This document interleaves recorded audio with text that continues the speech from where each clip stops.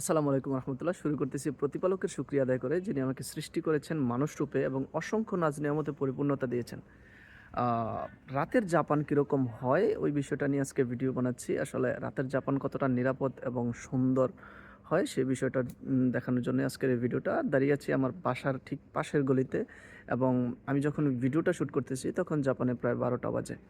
তো রাতের যাপন কতটা নিরাপদ হয় সেটা আপনারা ভিডিওতেই দেখতে পাবেন। যেখানে অনেক মানুষ প্রায় রাত 12টা বাজে এখান দিয়ে হাঁটতেছে, যাচ্ছে। বেশিরভাগ অনেক মেয়ে মানুষ আছে, তারা যাচ্ছে, কেউ তাদেরকে কিছু বলতেছে না এবং তারা নিরাপদভাবে এখান দিয়ে চলাচল করতে পারতেছে। পুরো জাপানটা একটা নিরাপত্তার চাদরে ঢাকা। আসলে রাত 1টা 2টা কিংবা 4টা কেউ আপনাকে কোনো কিছুই বলবে না। আপনি নিরাপদভাবে জাপানের অলিতে গলিতে চলাফেরা করতে পারবেন, সাথে যে কোনো কিছু নিয়েই।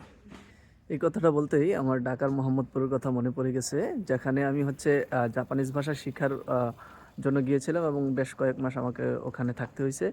এবং তখন আমার সহপাঠী এবং বন্ধুবান্ধবরা যারা আছে তারা নিজের স্মার্টফোনটা সেটা সাথে নিয়ে বের হইতেই খুব ভয় পাইতো যে কোন সময় ফোনটা নিয়ে যায় ছিনতাইকারী। কিন্তু আমি যেই ফোনটা দিয়ে শ্যুট করতেছি, এই ফোনটা বাংলাদেশের প্রায় 70,000 টাকা, এবং আমার হাতে যে গিম্বলটা আছে এটা প্রায় বাংলাদেশের 10,000 টাকার মতো।